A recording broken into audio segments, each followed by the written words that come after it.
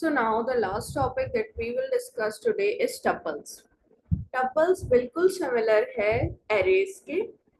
हर method जो array में आप यूज कर सकते हो, push, pop, unshift, shift, slice, ये सब मेथड्स टपल्स में यूज होते हैं. टपल्स और एरे में सिर्फ एक फर्क है और वो ये कि एरे सेम टाइप की वैल्यूज अपनी अंदर स्टोर करता है. अगर स्ट्रिंग टाइप का एरे है तो उसमें सिर्फ स्ट्रिंग टाइप की वैल्यूज स्टोर होंगी. अगर नंबर टाइप का एरे है तो उसमें सिर्फ नंबर टाइप की वैल्यूज स्टोर होगी. लेकिन टपल्स में क्या है कि आप दो टाइप्स की वैल्यू यानी स्ट्रिंग और नंबर या बूलियन और स्ट्रिंग, इस तरह से आप दो टाइप्स की वैल्यू एक एरे में स्टोर कर सकते हो. एरे में आप मल्टीपल वैल्यूज स्टोर कर सकते हो और वो भी डिफरेंट टाइप्स की. एरे में क्या है, आप मल्टीपल वैल्यूज तो स्टोर कर सकते हो लेकिन सेम टाइप की. So this is the basic difference between tuples and array. You can see this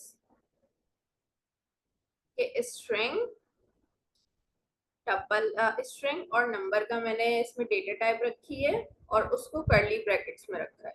उसमें क्या था, हम लोग पहले स्ट्रिंग लिखते थे फिर लास्ट में जो स्क्वायर ब्रैकेट लगाते थे इज इक्वल टू, फिर आप अपना एरे बनाते थे. इसमें क्या है, आपने स्क्वायर ब्रैकेट के अंदर इसकी टाइप डिफाइन कर दी और फिर इसके अंदर आप कितनी भी वैल्यूज रखते जाओ, नंबर और स्ट्रिंग की आप रख सकते हैं.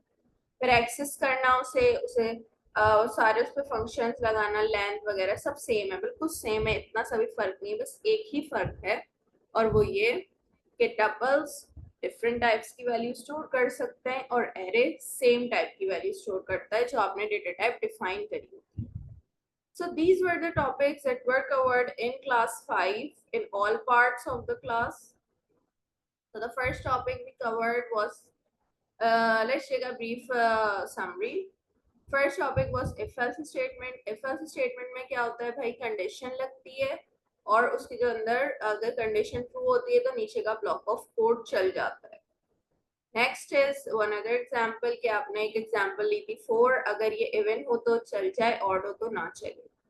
तो अगर नंबर को डिवाइड बाय 2 करते हैं इसका मतलब वो इवन है. अगर नंबर डिवाइड बाय 2 करके आंसर आ जाता है तो वो इवन है. So the answer is even. Next are ternary operators. Ternary operators are also similar as if-else statement. बस ये एडवांस टॉपिक है टाइप स्क्रिप्ट का.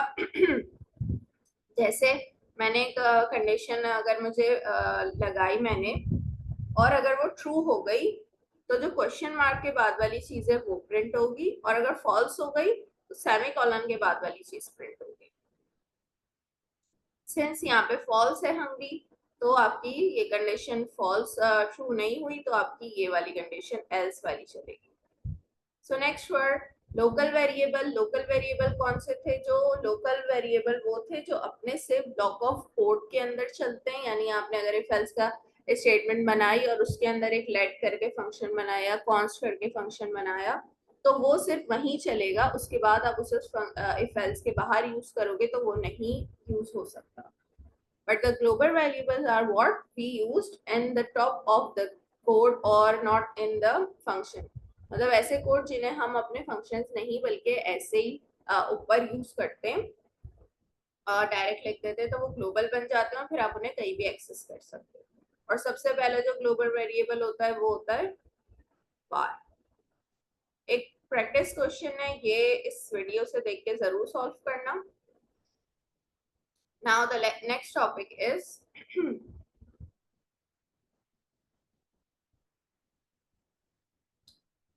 so the one more topic is hoisting. इसकी स्लाइड अभी शायद नहीं मिल रही मुझे.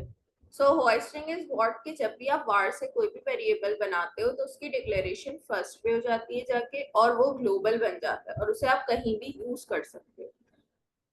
जहां भी आप var को क्रिएट करते हो चाहे फंक्शन के अंदर फंक्शन के बाहर, वो खुद ब खुद जाकर आपके कोड की फर्स्ट लाइन पे डिक्लेयर हो जाता है और ग्लोबल बन जाता है. फिर आप उसमें चेंजेस भी कर सकते हो और उसे कहीं भी यूज कर सकते हो.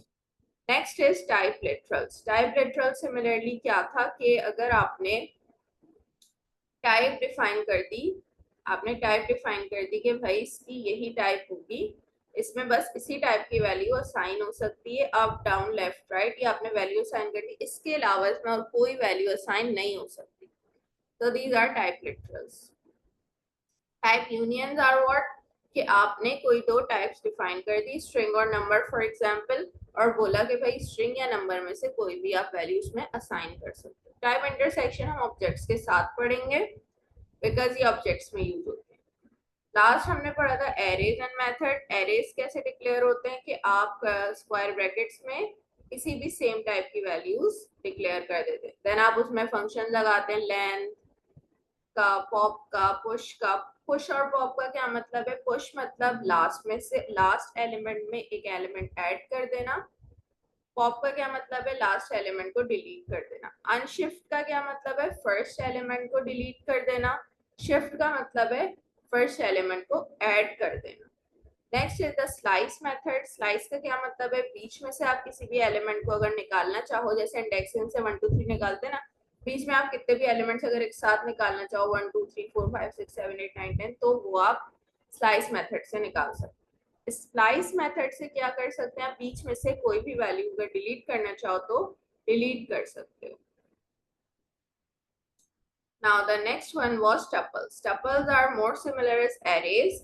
Just one difference कि arrays में same type की वैल्यू स्टोर होती हैं और tuple में सिर्फ सिंगल टाइप की वैल्यू स्टोर होती है।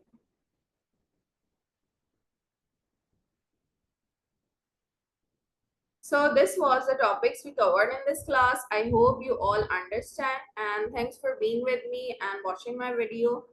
And just keep learning, keep exploring, and till the next class, happy